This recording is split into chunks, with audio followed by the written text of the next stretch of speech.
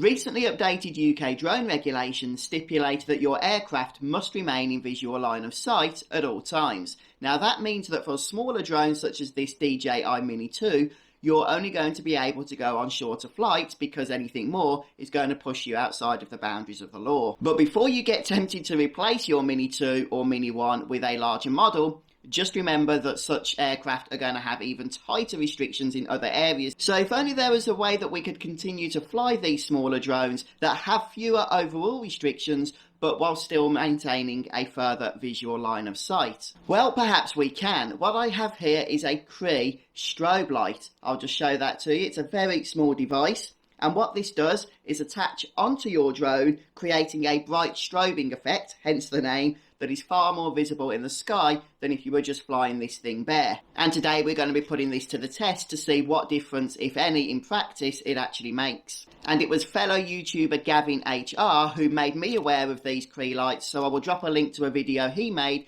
where he shares a discount code that allows you to get these for actually quite a bit cheaper. Though of course I would encourage you to support his channel by actually watching his video before using his personal discount code. Incidentally, these Cree lights happen to be available in a number of different flavours. This one is the plain white strobe light, but you can also get them in other colours as well. So there's a green and an orange one, which I also have here. And these may actually be more appropriate for nighttime flying, but I'll leave that for another video. So technically, you can just stick these to your drone using, I guess, some kind of Velcro. And that is definitely a valid and cheap way of actually getting these attached and mounted. The problem, though, I find is that Velcro tends to lose its stick a little bit over time, and not only that, but the other side of the Velcro pad is just going to leave a gluey residue on the drone, which I really wanted to try and avoid. So I didn't want to go that option. Instead, I went the 3D printed option for these special mounts here. As you can see, I've got a couple of these and also an underside one, which I'll show you in a little while. Now, you can make these yourself if you have access to a 3D printer. Or you can do what I did and just purchase them from somebody that has a 3D printer. And I'm going to leave a link to the Facebook seller that I used. I got a whole set, 3 mounts, 2 here for the legs and a mount for the underside of the drone. A very reasonable price, I thought, so check that out if, like me, you don't want to go the Velcro option. So hopefully there's enough light here for you folks to see what's going on. We're going to go through the process of setting up the Cree lights, and then we're going to do a weight test to see if the overall thing is still less than 250 grams, which of course it needs to be in order to abide by certain drone regulations here in the UK. So first of all, we're going to go ahead and fit the central one. So this is the holder that I've put the white Cree strobe light into, and all you do is slot that into there. It's a bit of a tight fit, but you just push that in and it does go in eventually. Now what we're going to be doing is making sure that this is going to be seated correctly. So if I turn the drone over here, the one downside to this particular mount is that the drone does need to be turned on before you mount it, but it is very easy to mount, so that's not a big deal. I was a little bit concerned when I first got hold of this that it was going to somehow be covering up the vent here where the heat is dissipated, but fortunately that is not the case. So what we need to do is take the gimbal protector off there, and this is where you'd normally turn the drone on, but I'm not going to do that inside. There's no battery in right now. We've got hooks on this mount here. We hook the 2 hooks onto the front there under the gimbal, and don't worry, the gimbal does not get in the way of this when it's in operation.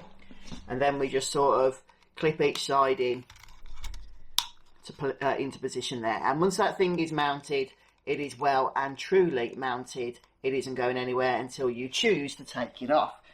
So I'm just going to go ahead now and remove this. It's a very easy process. Just clip the sides off there, and then it pops out of the front. I can also put the gimbal protector back on for the rest of this test. Next up, I'm going to be showing you how to attach these onto the back legs, and these are great if you're going to be using a pair of strobe lights, as I haven't done yet, but I may do with those red and green in a future video. So what we're going to do now is just go ahead and attach these.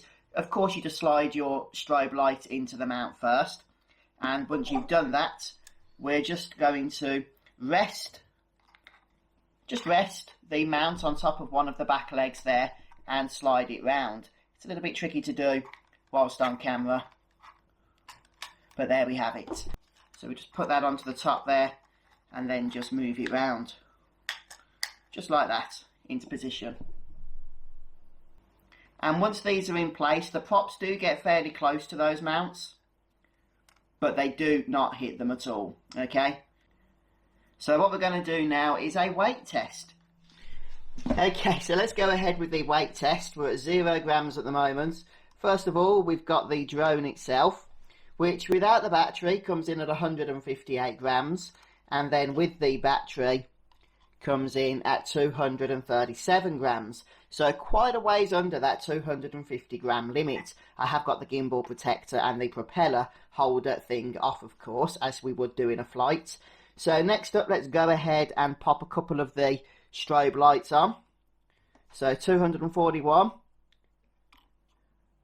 245, it is getting close, 247, and then with the second mount there, 249 grams, 250, just about on that limit. So as you can see, with that particular setup, you are good to go.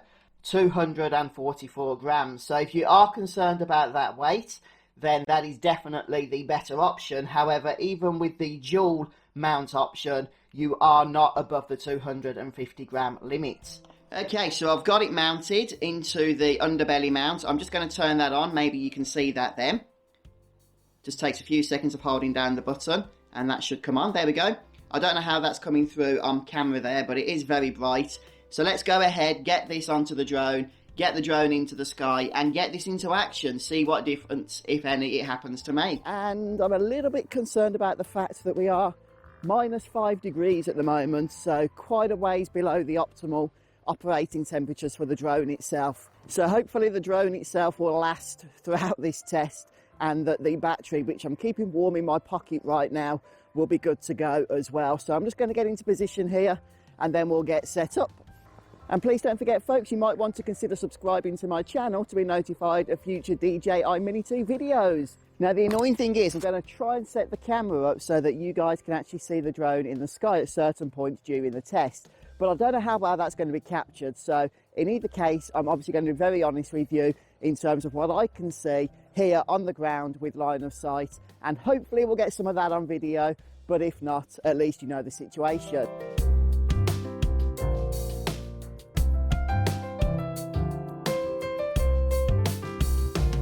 Right, so here's what we're going to do. We're going to get the drone into the air, and then I'm going to try and sort of angle the camera upwards. Again, I'm not sure exactly how the footage is going to turn out. It's one of those experimental things that we're going to be trying. But I'm also going to be having my back turned to you for the majority of this video because I want you to be able to see the drone, and of course I need to keep line of sight of it. So apologies if that looks a little bit rude, but hopefully you can put up with it. So let's go ahead and get the drone into the air. I do have the light currently active right now. I can see that we have plenty of connection and about 19 satellites, which is always a good thing.